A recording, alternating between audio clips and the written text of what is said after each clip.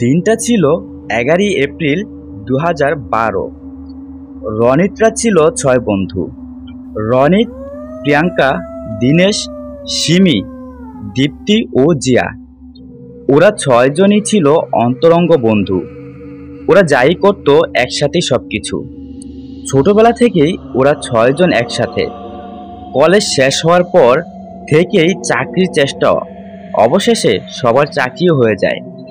আজ অনেক দিন পরে ওরা একটানা লম্বা ছুটি পেয়েছে, তাই সবাই মিলে আজ দেখা করেছে রনিতের বাড়িতে সন্ধ্যা 6টায়। রনিতের বাড়িতে আড্ডা বসেছে ওদের। সবাই প্ল্যান করতে ব্যস্ত কোথাও আউটিংয়ে যাওয়ার জন্য। সিমি প্রথম বলে, এক কাজ কর, পাহাড়ে গেলে কেমন হয়? সিমির কথায় দীনেশ বলে, পাহাড়ে যাওয়াই যায়, কিন্তু পাহাড়ে যাওয়ার মতো ছুটি আমরা পাইনি।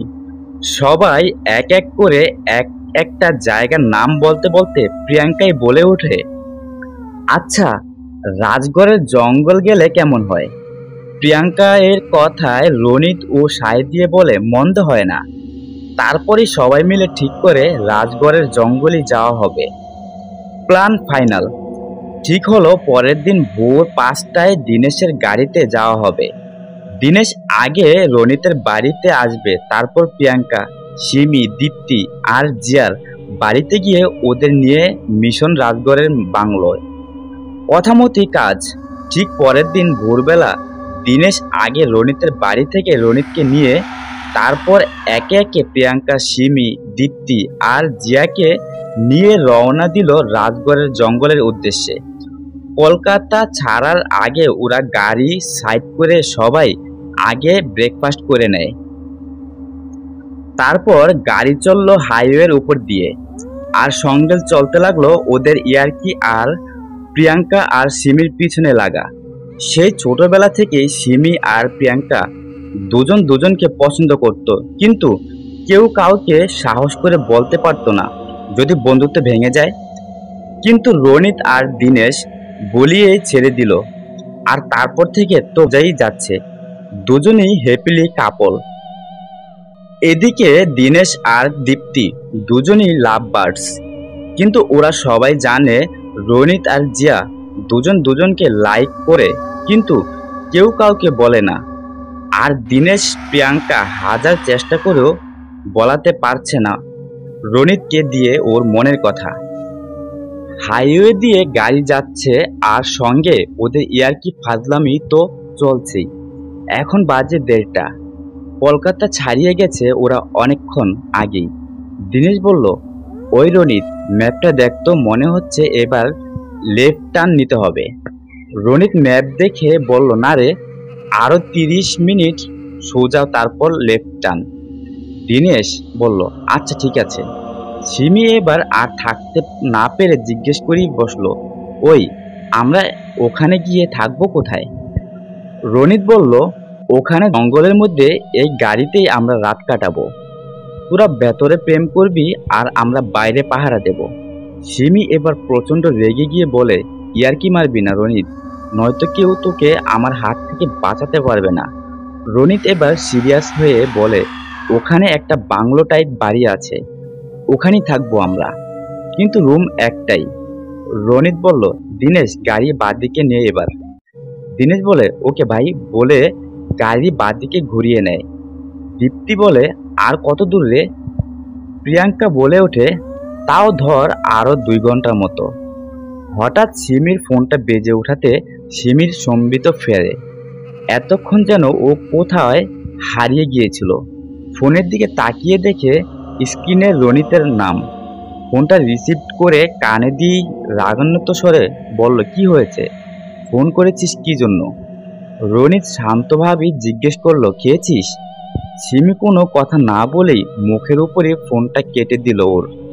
সিমি আবার প্রিয়াঙ্কা এর ছবিটা বুকের মধ্যে জড়িয়ে ধরে নীরবে চোখের জল ফেলতে লাগলো। ও যেন আর নিজের মধ্যেই নেই। গাড়ি চলছে আপন মনে। এবার জিয়া বলে, ওই, রান্নাটা কে করবে? ব্যাস, প্রিয়াঙ্কা এর হাতে এখন চাঁদ। উত্তরটা ওই দিল, কেন, আমাদের রনিত মহাশয় তো আছেই, তিনি রান্না করে তার সিমরানকে খাওয়াবে নিজের হাতে। রিল্যাক্স। এবার ওরা সবাই মিলে পড়েছে জিয়া আর রনিতকে নিয়ে। যেতে যেতে প্রায় বিকেল হয়ে এসেছে। রাস্তাও ফাঁকা একেবারে, কাউকেই দেখতে পাওয়া যাচ্ছে না। ওরা কিছু দূর এগোতে চোখে পড়ল কয়েকজনকে ওদের রাস্তার দিকে আসতে। দিনেশ এবার গাড়ি থামিয়ে গাড়ি থেকে নেমে ওদেরকে উদ্দেশ্য করে জিজ্ঞাসা করলো, আচ্ছা দাদা, এখানে রাজগড়ের বাংলোটা কোন দিকে? ওরা এবার দিনেশের দিকে বেশ খানিকক্ষণ তাকিয়ে থেকে নিজেদের মধ্যেই কি সব বলা বলি করতে লাগলো। তারপর দিনেশকে জিজ্ঞাসা করলো, কেন রে বাবু, আপনারা ইহানে যেতে চাইছেন কিসের লইগ্যা? দিনেশ বলল, আসলে আমরা কলকাতা থেকে আসছি, রাজগড়ের বাংলোতে দুদিনের জন্য ছুটি কাটাতে এসেছি। কথাটা শুনে ওদের মধ্যে যেন আবার চাপা একটা গুঞ্জন উঠল। তারপরে ওদের মধ্যে থেকে একজন বয়স্ক মানুষ এগিয়ে এসে ভারী গলাতেই আমাদের উদ্দেশ্য করে বলল, ওই বাড়িতে যাস না তোরা, ফিরে যা এখান থেকে, ওটা কোনো ভালো জায়গা নয়। ওখানে যে গেছে আর ফিরে আসতে পারে নাই, এখান থেকে ফিরে যা। কথাগুলো শুনে এবার রনিত নামে গাড়ি থেকে আর ওদেরকে উদ্দেশ্য করে বলে, কি সব আজে বাজে কথা বলছেন আপনারা, ভূত ভূত বলে কিচ্ছু হয় না। রনিতের কথা শুনে বয়স্ক মানুষটি আবার বলে, এ কোনো আজে বাজে কথা নয় রে বাবু, তোরা শহরের লোক আছিস, তোদের আমাদের কথা বিশ্বাস হবে না। আমরা এটা মানি, তোরা মানস না। তোরা যখন যাবি ঠিক করে নিছিস তো যা, এখান থেকে সোজা চলে যা, আর ৮ ঘন্টা মতো গেলেই দেখতে পাবি রাজগড়ের বাংলো। দিনেশ আর কোনো কথা না বলে গাড়িতে উঠে গাড়ি স্টার্ট দিল। রনিতও এসে উঠল গাড়িতে। গাড়ি এবার সামনের দিকে এগোতে থাকে। কিছুটা এগিয়ে যেতেই ওদের চোখে পড়ল রাজগড়ের বাংলো। গাড়ি এসে থামলো এবার বিশাল বড় এক বাংলো বাড়ির সামনে। গাড়ি থেকে এবার সবাই এক এক করে নামতে থাকে। জিয়া নেমেই একবার বাড়িটার দিকে বেশ কিছুক্ষণ তাকিয়ে থেকে অস্ফুট সুরে বলে ওঠে, ওয়াও, জাস্ট আমেজিং। সিমিও এবার আশপাশটা একটু দেখতে থাকে। প্রিয়াঙ্কা গাড়ি থেকে নেমে আলমোড়া ভাঙতে ভাঙতে বলে, নে, অ্যাটলিস্ট আমরা এসে পৌঁছালাম তাহলে। এই সেই বিখ্যাত বাংলো। দিনেশ বলল, হ্যাঁ, এই সেই বিখ্যাত বাংলো, যা কিনা ভূত বাংলো। রনিত এবার বাংলোর দিকে একটু এগিয়ে গিয়ে জিজ্ঞাসা করলো, ভেতরে কেউ আছেন? কিছুক্ষণ পর একটি লোক বেরিয়ে আসলো। এসে দিনেশকে উদ্দেশ্য করে বলল, কাকে চাই, এখানে কেন এসেছেন? দিনেশ বলল, আমরা এখানে দুদিনের জন্য ছুটি কাটাতে এসেছি, কিন্তু আপনি কে? ওদের দিকে তাকিয়ে থাকার পরে একগাল হাসি হেসে বলেছিল, ও আচ্ছা বাবুরা, আমি বাড়ির দেখাশোনা করি, আমার নাম রামলাল আছে। আসেন বাবু, আসেন, ভিতরে আসেন। আপনারা চলেন, আমি আপনাদের মালপত্র নিয়ে ভিতরে যাচ্ছি। কিন্তু বাবুরা, কথাটা বলতেই একবার থেমে গেল রামলাল। রামলাল থেমে যাওয়াতে প্রিয়াঙ্কা জিজ্ঞেস করে, কিন্তু কি কাকা? রামলাল বলে, আসলে বাবুরা, এই বাড়িতে বিজলি বাতি নেই, আমি আপনাদের মোমবাতি দিয়ে যাব, কোনো অসুবিধা হবে না। রনিত হেসে ওনাকে উত্তর দেয়, আরে না না কাকা, কিচ্ছু অসুবিধা হবে না, আর আমাদের সাথে টর্চ আর ফোনের ফ্ল্যাশ লাইট তো আছেই, আপনি এত চিন্তা করবেন না, মোমবাতিতেই আমাদের দৌড়াবে। রনিতের কথা শুনে উনি একগাল হেসে আমাদের জিনিসপত্র নিতে গেলে দিনেশ ওনাকে বাধা দিয়ে বলে, না না কাকা, আপনাকে এই বয়সে কষ্ট করে এত জিনিসপত্র তুলতে হবে না, জিনিসপত্র যা আছে আমরাই নিয়ে যাচ্ছি, আপনি শুধু আমাদের থাকার ঘরটা একটু দেখিয়ে দিন। রামলাল আর আপত্তি করে না, উনি আবারও একগাল হেসে বললেন, ঠিক আছে, আসেন আমার সাথে, পিছে পিছে। রামলালের হাসিটা যেন ভালো লাগে না সিমি আর জিয়ার। ওদের দুজনেরই মনে হতে থাকে এই হাসির পিছনে যেন রামলাল কিছু একটা লুকাচ্ছে ওদের থেকে। ওরা সকলেই সিঁড়ি দিয়ে উপরে উঠতে থাকলো রামলালের সাথে। রামলাল ওদেরকে ঘর দেখিয়ে দিয়ে বলল, বাবু, আপনারা রাতে কি খাবেন? প্রিয়াঙ্কা বলল, কাকা, আপনাকে আর এত রাতে কষ্ট করে কিছু করতে হবে না, আমরা খাবার আমাদের সঙ্গে করে নিয়ে এসেছি। রামলাল আর বেশি কথা না বলে বলে ঠিক আছে বাবুরা, রাতে সাবধানে থেকো। তোমরা নতুন জায়গা, একা বেরিও না রাতে। কিছু দরকার পড়লে আমাকে ডাক দিও। আমি নিচেই একটা ঘরে থাকি আর হারিকেন দিয়ে যাচ্ছি, এসে একটু পরে। রামলাল কথাগুলো বলেই ঘর থেকে বেরিয়ে যায়। রামলাল বেরিয়ে যেতে রনিত ঘরের দরজা বন্ধ করে ওদের দিকে তাকিয়ে বেশ ইয়ার্কির ভঙ্গিতেই জিজ্ঞেস করে, কি রে, কি মনে হচ্ছে এটাকে তোদের? ভূত বাংলো? জিয়া একটু সিরিয়াস হয়েই বলে, দেখ, ভূত বাংলো কিনা জানি না, তবে আমার এই রামলালকে ঠিক সুবিধার মনে হচ্ছে না। কেমন ভাবে হাসছিল দেখছিলিস না? ওর হাসিটা আমার কোনোভাবেই ভালো লাগছে না। মনে হচ্ছে কিছু যেন একটা লুকাচ্ছে আমাদের সকলের থেকে। সিমিও জিয়ার সাথে একমত জানায়।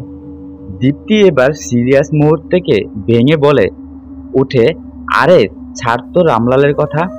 আর রনিত বেশি বুদবুদ করে লাফাস না, নয়তো ভূত এসে তোকে আগে ধরবে। রনিত বলল, আসুক না, চাপ নেই তো, আগে আসতে তো দে ভূত বাবাজিকে। সিমি, এই তুই যেতে ভূতকে ডাকছিস নাকি রে ভাই? রনিত বলে, হ্যাঁ রে ভাই, সচক্ষে দেখার সৌভাগ্য যদি হয় একবার। জিয়া এবার হেসে ফেলেই রনিতকে বলে, তাই নাকি? রনিত একটু নরম গলা করেই বলল, হ্যাঁ তাই।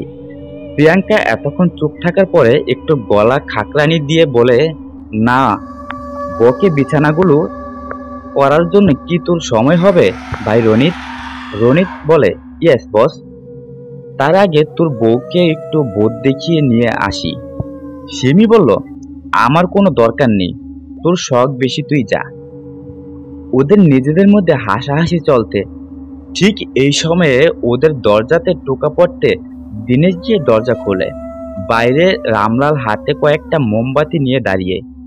দিনেশ দরজা খুলতে রামলাল দিনেশের হাতে মোমবাতিগুলো দিয়ে আবারও একবার সাবধানে থাকার কথা বলে আর একসাথে থাকতে বলে চলে যায়।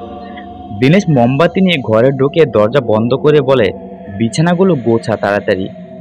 বিছানা গোছানো হয়ে গেলে তারপরে ওরা সবাই খেতে বসে, আর তার সাথে চলতে থাকে ওদের ইয়ার্কি ফাজলামি। খাওয়া হয়ে গেলে ওরা ঠিক করে সিমি, দীপ্তি আর জিয়া একটা বিছানায় শুবে আর ওরা তিনজন আরেকটাতে। সেই মতোই ওরা শুয়ে পড়ে নিজেদের মতো, টর্চের আলো বন্ধ করে মোমবাতি জ্বালিয়ে। রাত তখন 12টা। গল্প করতে করতে যে কখন 12টা বেজে গেছে ওরা কেউই খেয়াল করেনি। হঠাৎ যেন মনে হলো ওদের ঘরের দরজায় কেউ টোকা দিচ্ছে। রনিত ঘড়ির দিকে তাকিয়ে দেখে 12টা বাজে। তারপর ওরা সবাই একে অপরের দিকে তাকিয়ে দেখে একবার। কেউ কিছু বুঝে ওঠার আগেই আবার টোকা পড়ে দরজায়। দিনেশ বলে, কে বলতো এত রাতে দরজা টোকা দিচ্ছে? প্রিয়াঙ্কা বলল, দাঁড়া, আগে এইভাবে কি করে বুঝবো কে টোকা দিচ্ছে? প্রিয়াঙ্কা জিজ্ঞেস করে, বাইরে কে দরজায় টোকা দিচ্ছে? এইভাবে। কে আছো? কোনো উত্তর আসে না, অথচ টোকা দেওয়ার আওয়াজ বাড়তেই থাকছে। দিনেশ বলল, না, এইভাবে হবে না, দাঁড়া আমি দেখছি। দিনেশ বিছানা থেকে নামতে ওর সাথে সাথে রনিত নামে। তারপরে ওরা দুজনে গিয়ে দরজা খুলে দেখে কেউ কোথাও নেই। ওরা দুজনে একবার দুজনের দিকে তাকিয়ে দেখে ঘরের বাইরে বেরিয়ে একবার আশপাশটা দেখে আসে, কেউ কোথাও নেই। আশপাশটা একবার দেখে এসে ওরা ঘরে ঢুকে আবার দরজা লাগিয়ে দেয়। ওরা ঘরে ঢুকতেই জিয়া ভয়ে ভয়ে রনিতকে জিজ্ঞেস করলো, বাইরে কে ছিল রে? রনিত কিছু বলার আগে দিনেশই বলে, কেউ নেই, আমরা ঘরের আশেপাশেটাও দেখে এলাম, কেউ কোথাও নেই। দিনেশের কথা শেষ হতে না হতেই আবার দরজা টোকা পড়ে। টোকার আওয়াজ পেতেই এবার প্রিয়াঙ্কা বেশ রাগের স্বরে চিৎকার করেই বলল, কে ওখানে? নাম কি তোর বল? রাত দুপুরে এসে দরজা টোকা দিচ্ছিস, কে তুই? কিন্তু এবারও কোনো সাড়া শব্দ এলো না। এবার সিমি, জিয়া, দীপ্তি ওদের তিনজনই বেশ ভয় লেগেছে। প্রিয়াঙ্কা এবার উঠে গিয়ে দরজা খোলে, কিন্তু এবারও ঠিক আগের মতোই কেউ কোথাও নেই। সামনের করিডোর পুরো ফাঁকা। প্রিয়াঙ্কা এবার ভালো করে দরজা বন্ধ করে দিয়ে এসে বসে বলল, কি হচ্ছে বলতো ব্যাপারটা? দীপ্তি বলল, দরজা টোকাটাই মারছে কে বারবার। সিমি বলল, দরজাটা ভালো করে লাগিয়েছিস? প্রিয়াঙ্কা বলল, হ্যাঁ। জিয়া বলল, ঠিক আছে, এবার টোকা মারলে কেউ দরজা খুলবি না। এরপর ওরা সবাই জিয়ার সাথে একমত হলো, যতই টোকা পড়ুক ওরা আর কেউ দরজা খুলবে না। এরপরে আবার গল্প করতে করতে কখন যে ওদের হালকা চোখ লেগে এসেছে ওরা কেউ বুঝতে পারেনি। রাত তখন 1:30। দরজায় আবার টোকা পড়তে ওদের সবার ঘুম ভেঙে যায়। দিনেশ ওর হাত ঘড়িতে তাকিয়ে দেখে রাত 1:30। রনিত এবার বিরক্তভাবেই বলে, এই কে রে তুই? এত রাতে দরজায় টোকা দিচ্ছিস কে তুই? নাম বল তোর, কে তুই? এবারও কোনো উত্তর নেই। জিয়া বলল, এই তোরা কেউ দরজা খুলবি না। এদিকে দরজায় অনবরত টোকা পড়েই যাচ্ছে।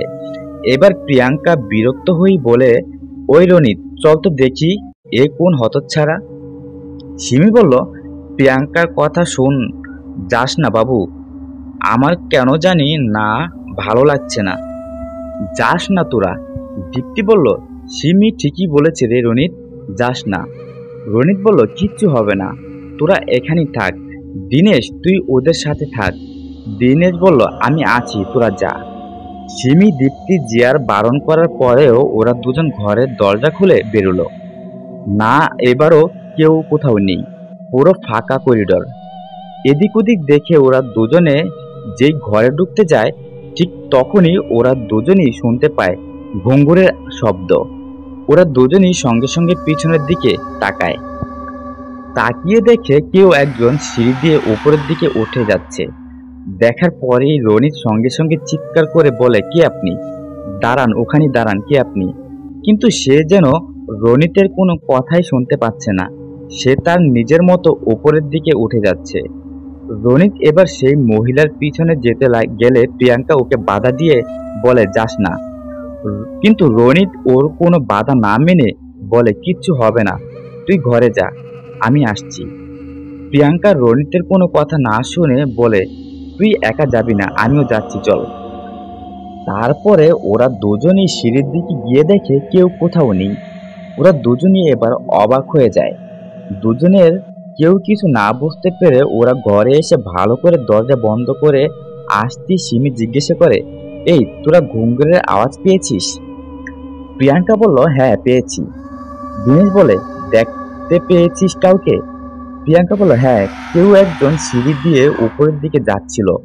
তারপর আমি আর রনি সিঁড়ির দিকে গিয়ে দেখি কেউ কোথাও নেই, বুঝতে পারলাম না কে ছিল। জিয়া বলল, মামা মানে কি বলছিস? রনিত বলল, ঠিকই শুনেছিস, আমরা দুজনেই সিঁড়ির দিকে গিয়েছিলাম দৌড়ে, কিন্তু সেখানে কাউকে দেখতে পাইনি। ওরা নিজেদের মধ্যে কথা বলছে ঠিক তখনই আবার দরজায় টোকা পড়ে। সিমি এবার ভয়ে ভয়ে বলে, কেউ দরজা খুলবি না এবার। দিনেশ বলল, বোকার মতো কথা বলিস না সিমি, বারবার এইভাবে কেউ এসে মজা করে যাবে আর কি নাকি? রনিত, প্রিয়াঙ্কা, চল তো দেখি কোন হতচ্ছাড়া এইভাবে রাত বিরাতে এরকম ফালতু কাজ করছে। দীপ্তি বলল, বাড়াবাড়ি করিস না দিনেশ, প্লিজ কথা শোন, যাস না, আমারও খুব একটা সুবিধা লাগছে না। দীপ্তি ভয়ে ভয়ে বলাতে দিনেশ ওর কাছে গিয়ে ওর কপালে একটা ছোট্ট চুমু দিয়ে ওকে বলে, কিচ্ছু হবে না পাগলি, এটা ইচ্ছে করে কোনো কেউ করছে যাতে আমরা ভয় পাই, কিচ্ছু হবে না, ভয় পাস না বাবু। তারপর ওরা সকলে জিয়া, দীপ্তি আর সিমিকে বুঝিয়ে ওদের তিনজনকে একসাথে থাকতে বলে উঠে গিয়ে দরজা খুলে ঘরের। কিন্তু এবারও কেউ কোথাও নেই। কিন্তু এবারও সেই ঘুঙুরের আওয়াজ স্পষ্ট শোনা গেল। ওরা তিনজনই দেখলো এবার কেউ যেন সিঁড়ি দিয়ে উপর দিকে উঠছে। এবার স্পষ্ট বোঝা গেল সে কোনো মেয়ে। রনিত মেয়েটাকে দেখি চিৎকার করে বলে, দাঁড়াও ওখানে, কে তুমি? দাঁড়াও বলছি। কিন্তু মেয়েটি যেন ওদের কোনো কথাই শুনতে পাচ্ছে না। সে তার নিজের মতোই করে উপরের দিকে উঠেই যাচ্ছে। এবার ওরা তিনজনই মেয়েটির পিছনে পিছনে দৌড়ে সিঁড়ি দিয়ে দোতলায় উঠলো। কিন্তু দোতলায় উঠে ওরা সেখানে আর কাউকে দেখতে পেল না। ওরা তিনজনে ভালো করে দোতলার কিছুটা এদিক ওদিক করে দেখে কাউকে দেখতে না পেয়ে অবাক হয়ে তিনজন তিনজনের দিকে তাকিয়ে দেখছে। ঠিক সেই সময়ই নিচ থেকে সিমির চিৎকারের আওয়াজ ভেসে আসতেই ওরা সঙ্গে সঙ্গে নিচে নেমে এসে ঘরে ঢুকে দেখে মোমবাতি নিভে গিয়ে মেঝেতে পড়ে গড়াগড়ি খাচ্ছে। প্রিয়াঙ্কা মেঝে থেকে মোমবাতিটা তুলে মোমবাতিটা ধরাতে সিমি সঙ্গে সঙ্গে ওকে জড়িয়ে ধরে ভয়ে বলতে থাকে, আমরা কেউ এখানে থাকবো না। প্রিয়াঙ্কা, এক্ষুনি বেরো তোরা এখান থেকে। এই বাড়িতে কিছু একটা আছে, আমি দেখেছি। ততক্ষণে জিয়া ও রনিতকে জড়িয়ে ধরতে প্রচন্ড ভয়ে। জিয়া রনিতকে জড়িয়ে ধরে কাঁপা কাঁপা স্বরে বলতে থাকে, রনিত, সিমি ঠিক বলেছে, এক্ষুনি বেরো এই বাড়ি থেকে, নয়তো আমরা কেউ বাঁচবো না। রনিত রনিত জিয়াকে জড়িয়ে ধরে ওর মাথায় হাত বুলিয়ে ওকে কোনো রকমে শান্ত করে জিজ্ঞাসা করে, কি হয়েছে এখানে। দিনেশ ততক্ষণে ঘরের সব দিকে ভালো করে দেখে, জিজ্ঞেস করে সিমিকে, দীপ্তি কোথায়। সিমি ততক্ষণে একটু দাতস্থ হয়ে বলে, দীপ্তি দীপ্তি তো এখানেই ছিল। দিনেশ বলল, ছিল মানে কি? দীপ্তি কোথায় সিমি? জিয়া বলল, ও তো আমাদের সাথেই ছিল এখানে। দিনেশ বলল, ছিল তো গেল কোথায়? দিনেশ এবার পাগলের মতো হয়ে বারবার সিমি আর জিয়াকে প্রশ্ন করতে থাকে, দীপ্তি কোথায়। রনিত এবার দিনেশকে কোনোভাবে শান্ত করে সিমিকে প্রশ্ন করে, কি হয়েছিল। সিমিকে প্রশ্ন করতে জিয়া তখন বলে, আমি বলছি। তোরা চলে যাওয়ার পরেই হঠাৎ করে একটা দমকা হাওয়ায় মোমবাতিটি নিভে যায়। তখনই আমরা বুঝতে পারছিলাম ঘরের মধ্যে আমরা ছাড়াও কেউ যেন একজন এসে ঢুকেছে। তখনই দীপ্তি জিজ্ঞেস করছিল বারবার, কে ঘরে, কে এসেছিস। কোনো আওয়াজ না পাওয়ায় আমি আবার জিজ্ঞেস করি, কিরে তোরা কেউ এসেছিস? রনিত, প্রিয়াঙ্কা, দিনেশ, কিরে দেখ, ইয়ার কি করিস না, প্লিজ বল কে এসেছিস।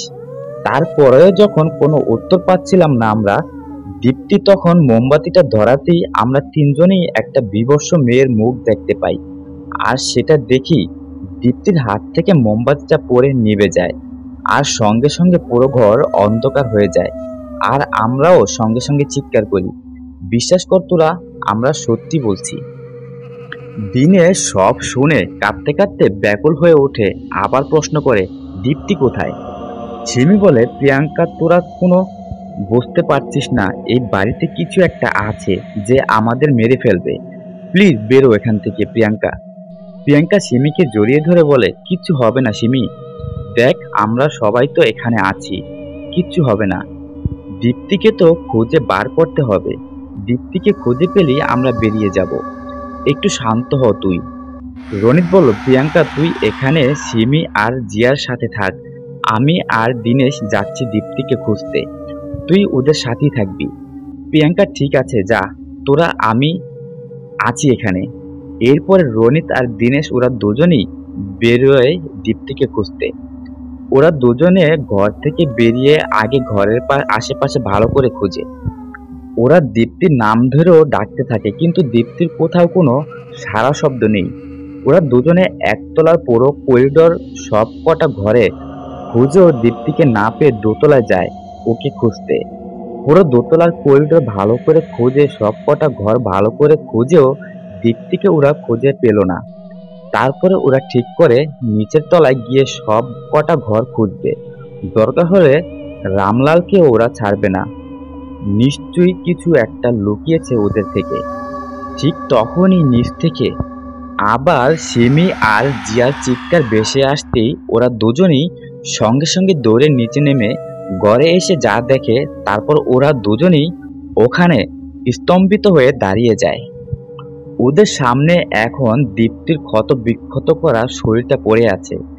দিনেশ দীপ্তিকে এইভাবে দেখে নিজেকে আর ধরে রাখতে পারে না, সেখানেই যেন ও সম্পূর্ণ স্টিপ হয়ে যায়। রনিত দিনেশকে ডাকলে ও যেন কিছু শুনতেই পায় না। তারপরে রনিত ওর গায়ে হাত দিয়ে ওকে একটা ঠেলা মারতে দিনেশ মেঝেতে বসে পড়ে। দীপ্তির শরীরটা তুলে বুকে জড়িয়ে ধরে পাগলের মতো কাঁদতে শুরু করে। তখনই রনিত ঘরের সব দিকে তাকিয়ে দেখে জিয়া কোথাও নেই। জিয়াকে দেখতে না পেয়েই রনিত চিৎকার করে ওঠে। তারপরেই প্রিয়াঙ্কাকে প্রশ্ন করে, জিয়া কোথায়। প্রিয়াঙ্কা বলল, জিয়া তো এখানেই ছিল। রনিত বলল, ছিল মানেটা কি।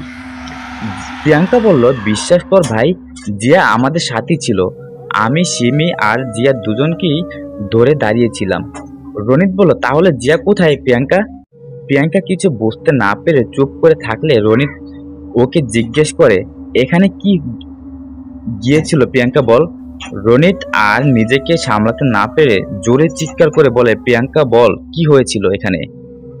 প্রিয়াঙ্কা বলল, কিভাবে কি হয়ে গেল কিছু বুঝতে পারলাম না রে ভাই। তোরা যাওয়ার পরে আমি সিমি আর জিয়াকে নিজের কাছে নিয়ে দুজনকে ধরে রেখেছিলাম। কিছুক্ষণ পরই যেন মনে হলো কোনো একটা দমকা হাওয়াতে মোমবাতিটা মেঝেতে পড়ে নিভে যায়। আর ঠিক তখনই ওপর থেকে যেন কিছু একটা পড়ার আওয়াজ পেলাম আমরা। আর তখনই জিয়া আর সিমি চিৎকার করে ওঠে।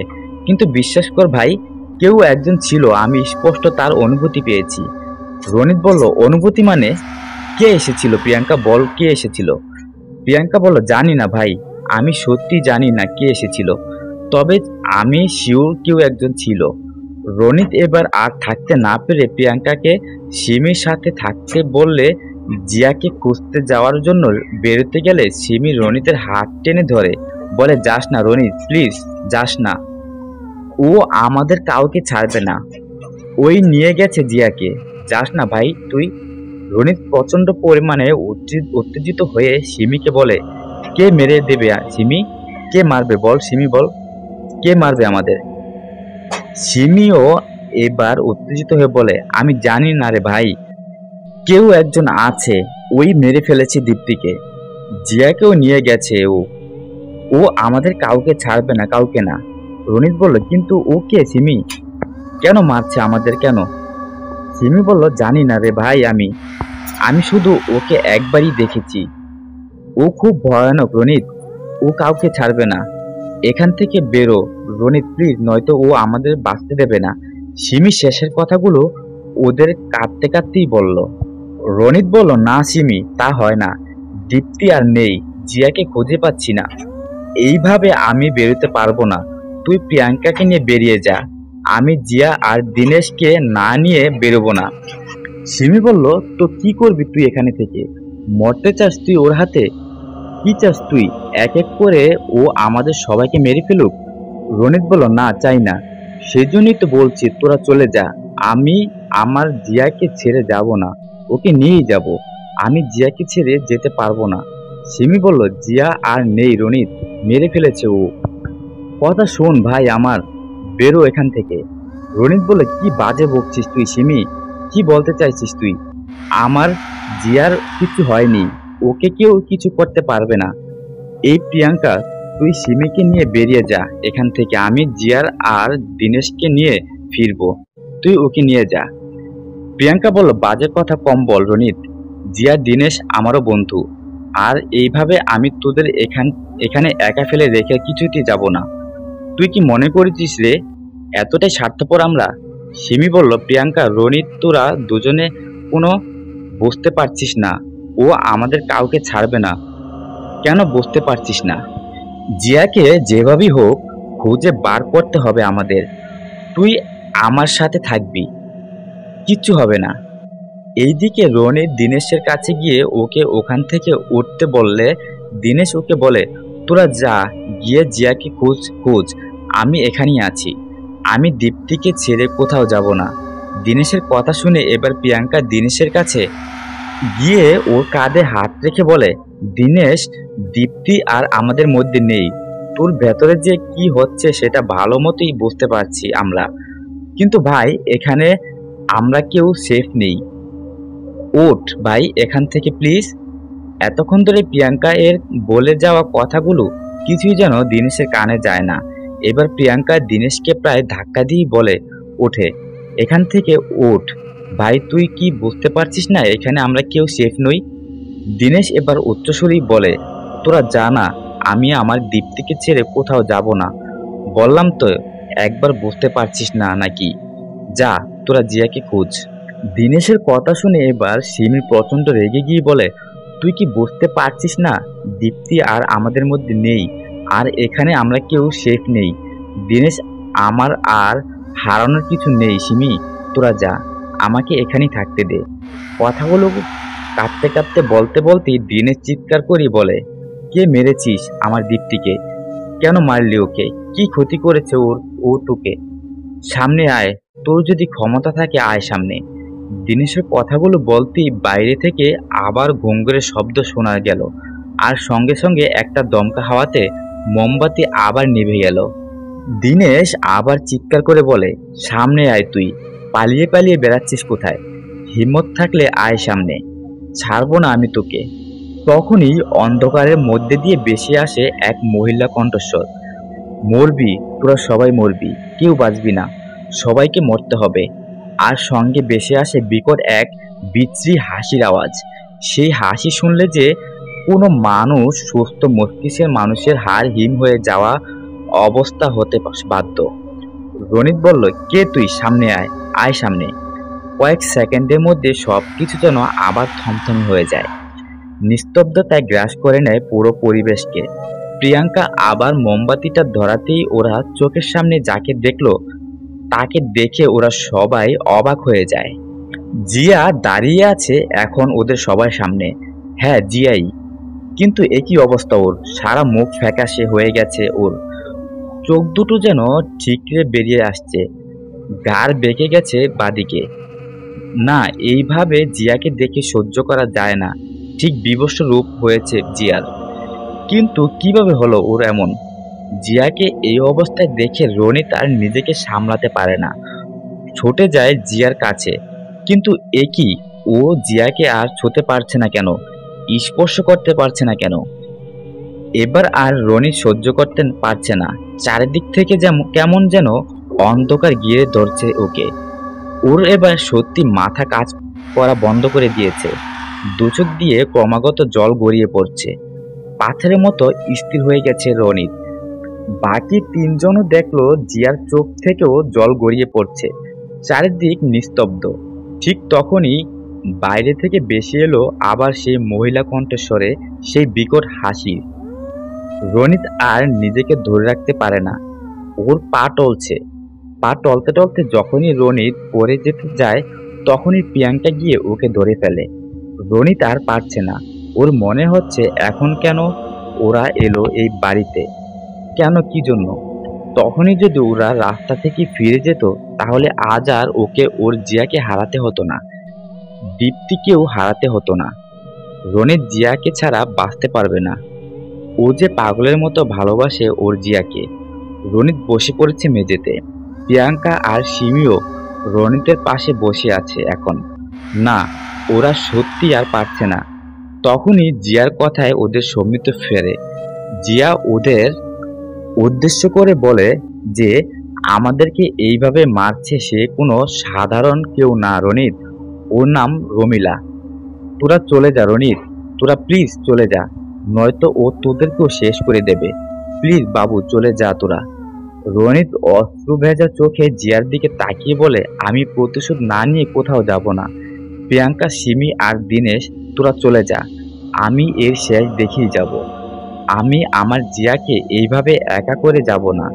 জিয়া বেজা নয়নে রনিতকে বলে, প্লিজ রনিত, তুই চলে যা। সোনা প্লিজ, আমি যে তোকে প্রচন্ড ভালোবাসি, তোকে আমি এখানে থাকতে দিতে পারবো না বাবু। যেখানেও তোদের কাউকে ছাড়বে না। রনিতের সাথে এবার দিনেশও একমত জানিয়ে দেয়, না রনিত আর দিনেশ যখন একবার ঠিক করে নিয়েছে ওরা এর শেষ না দেখে যাবে না, তো ওদের এখানে থেকে বার করার ক্ষমতা কারণ নেই। রনিতকে জিয়া বারবার বোঝানোর চেষ্টা করলেও রনিত আর দিনেশ কিছুতেই কোনো কথা শুনতে চায় না। জিয়া তারপরে বলে, ঠিক আছে তাহলে তোরা আগে শোন, কে এই রমিলা। জিয়া বলতে শুরু করে, রমিলাকে এই বাড়িতে মেরে পুঁতে দেওয়া হয় রনিত। আজ থেকে কয়েক বছর আগের ঘটনা। রমিলা এই গ্রামেরই মেয়ে ছিল। এই গ্রামেরই এক দিনমজুরের মেয়ে। বেশ ভালোই চলছিল তাদের দিন। রমিলা একটা ছেলেকে ভালোবাসতো খুব, আর ছেলেটাও। কিন্তু এই বাড়িরই কোনো এক পূর্বপুরুষ একদিন রমিলাকে গ্রামের পুকুরে স্নান করতে দেখে তার মনের মধ্যে এক জঘন্য মনোবাসনা তৈরি হয়। আর সেদিনই রাতে নিজের লোক পাঠিয়ে রমিলাকে তুলে নিয়ে আসায়। আর তার উপরে শুরু করে এক অমানসিক অত্যাচার। সেই দিন কেউ ওকে বাঁচাতে আসেনি। ওই শয়তানের বুক করা শেষ হলে শেষে ওর পেটে মদের বোতল ভেঙে ঢুকিয়ে দেয়, আর সেখানেই রমিলার মৃত্যু ঘটে। আর তারপর থেকে রমিলা এই বাড়িতেই থেকে যায়। ওই মেরে ফেলে সবাইকে এক এক করে ওর প্রতিশোধের আগুনে। প্লিজ রনিত, চলে যা তোরা, নয়তো ও তোদের কাউকে ছাড়বে না। কথাগুলো বলতে বলতে জিয়া যেন মিলিয়ে যেতে লাগলো কোনো এক নিকষ কালো অন্ধকারের মধ্যে। আর ঠিক তখনই দরজার সামনে কিছু একটা যেন ধপ করে পড়ল। অন্ধকারে ঠিক বোঝা না গেলে যে প্রিয়াঙ্কা মোমবাতির আলোটা দরজার দিকে ধরলো, ওদের চারজনই হৃদয়ে আটকে কষ্টের যন্ত্রণায় দুমড়ে মুচড়ে কেঁদে ওঠে। রনিত আর নিজেকে ধরে রাখতে পারে না, দৌড়ে গিয়ে জিয়ার ক্ষত বিক্ষত হয়ে যাওয়া দেহটা কোলে তুলে নিয়ে বুকে জড়িয়ে ধরে পাগলের মতো কাঁদতে থাকে। প্রিয়াঙ্কা আর সিমিও রনিতের কাছে গিয়ে ওর কাঁধে হাত দিয়ে বলে, ভাই জিয়া চাও ওর ভালোবাসার, ও সব থেকে কাছের মানুষটার ভেতরে বেঁচে থাকতে। ও তোকে পাগলের মতো ভালোবাসে। আজ তোর কিছু হয়ে গেলেও নিজেও যে শান্তি পাবে না। চল ভাই, আমাদের বেরোতেই হবে, চল। ওরা কথা বলতে বলতে বাইরে একটা তীব্র আলো দেখে চমকে ওঠে। ওরা তিনজনই তাকিয়ে দেখে সেই তীব্র আলোর মধ্যে জিয়াকে, যেন কোনো এক দেবী, আর তার চারিদিক থেকে এক দিব্য জ্যোতির বিচ্ছুরণ হচ্ছে। জিয়া রনিতকে উদ্দেশ্য করে বলে ওঠে, উঠ রনিত উঠ, আমি যে তোর মধ্যেই আছি, তোকে ভালোবেসে তোর ভালোবাসাতেই যে আমি বেঁচে আছি, তোকে যে বাঁচতেই হবে রনিত, উঠ বাবু উঠ। রনিতের এরপর কি হয় সত্যি জানা নেই। উঠে দাঁড়ায় ও নিজেকে শক্ত করে নেয়। কিছুক্ষণের মধ্যেই এই জন্য এক আলাদা রনিত। রনিত উঠে দিনেশের কাছে গিয়ে ওকে ডাকতে দেখে দিনেশ পড়ে যায়, আর ওর গলা থেকে ফিনকি দিয়ে বেরোতে থাকে রক্ত। কেউ যেন ওর কণ্ঠনালী বরাবর কিছু দিয়ে কেটে দিয়েছে। আর তখনই শোনা যায় আবার সেই হাড় হিম করা হাসি। রনিত আর এক মুহূর্তে দেরি না করে বলে, চল এখান থেকে, আর এক মুহূর্তে এখানে থাকা ঠিক হবে না, চল। ওরা তিনজনই ঘর থেকে বেরিয়ে নিচের দিকে দৌড়ে যায়। সিঁড়ি দিয়ে নেমেই ওরা দৌড়ে যায় মেন গেটের দিকে। মেন গেটের কাছে গিয়ে ওরা তিনজনই চেষ্টা করতে লাগলো দরজা খোলার, কিন্তু কিছুতেই দরজা খুলতে পারছে না ওরা। মনে হচ্ছে কেউ যেন বাইরে থেকে দরজা বন্ধ করে দিয়েছে। ওরা তিনজনই জোরে জোরে চিৎকার করে বলতে থাকে, বাইরে কেউ আছেন? প্লিজ দরজাটা খুলে দিন, প্লিজ দয়া করে দরজাটা খুলে দিন, কেউ আছেন? একটু সাহায্য করুন। না, কেউ নেই কোথাও, কারোর কোনো সাড়া শব্দ নেই। ওরা তিনজনই বারবার শত চেষ্টা করেও খুলতে পারলো না দরজা। দরজা খুলতে না পেরে যখন ওরা ক্লান্ত হয়ে পিছনে ঘুরে প্রিয়াঙ্কা দেখে জিয়া দাঁড়িয়ে আছে সামনে। জিয়া ওদের তিনজনকে উদ্দেশ্য করে বলে, এইভাবে তোদেরকে বেরোতে দেবে না। তিনতলায় গিয়ে বাঁদিকের একদম শেষের ঘরে যা তোরা, ওখানে গিয়ে একটা আলমারি দেখতে পাবি। সেই আলমারিটা সরিয়ে দেওয়াল ভাঙলেই কথাটা সম্পূর্ণ হওয়ার আগেই কে যেন জিয়াকে জোর করে সেখান থেকে টেনে নিয়ে যায়। আর সঙ্গে সঙ্গে আবারও সেই বিকট ভয়ঙ্কর হাসি শব্দে চারিদিকে নিস্তব্ধতা যেন খান খান হয়ে যায়। আর খুব দূর থেকে ওদের কানে বেশি আসে একটা আওয়াজ। অনেক কষ্টে জিয়া বলছে, রমিলাকে পুড়িয়ে দে রনিত। ব্যাস, তারপরই নিস্তব্ধতা আর অন্ধকার গ্রাস করে নেয় আবার সম্পূর্ণ বাড়িটাকে। আর একটুও সময় নষ্ট না করে রনিত প্রিয়াঙ্কাকে বলে, যখন আমরা এই বাড়িতে এসেছিলাম এখানে একটা ব্যারেল দেখেছিলাম, মনে আছে তোর? ভাই, কেরোসিন ছিল ওইটাতে। প্রিয়াঙ্কা এবার পকেট থেকে ফোন বার করে ফ্ল্যাশ অন করতেই নিচতলাটা সামান্য আলোতে ভরে ওঠে। ওরা তিনজনই ব্যারেল খুঁজতে শুরু করে।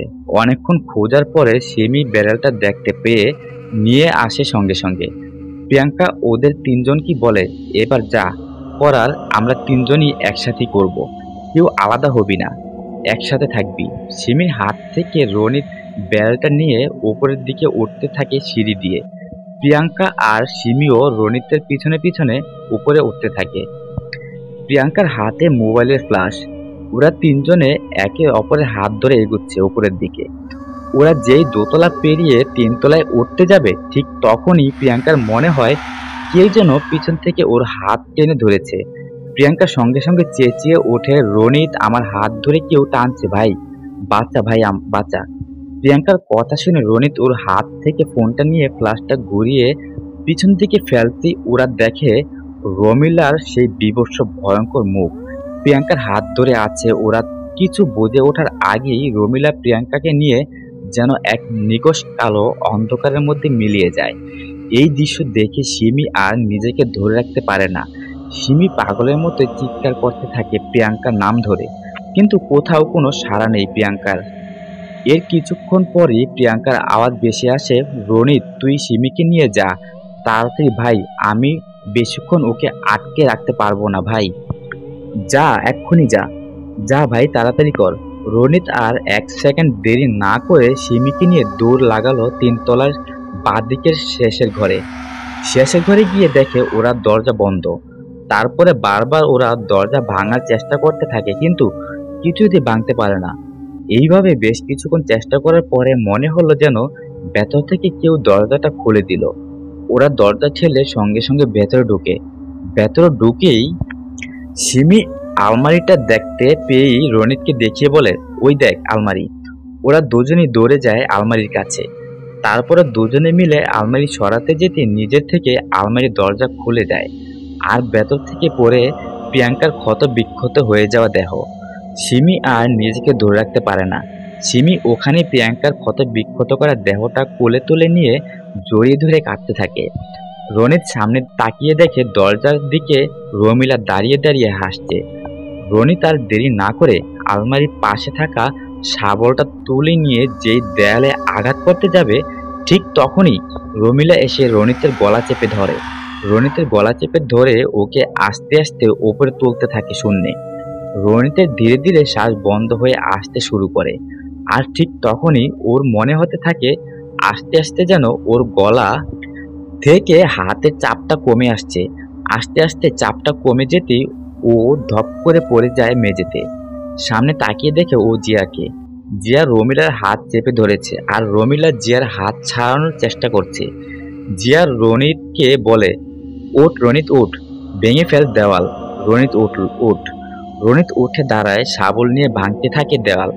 বেশ কয়েকবার আঘাতেই দেওয়াল ভেঙে যায়, আর ভেতর থেকে বেরিয়ে আসে এক নরকঙ্কাল। আর ঠিক তখনই সিমি চিৎকার করে বলে, রনিত বাঁচা আমাকে, রনিত বাঁচা।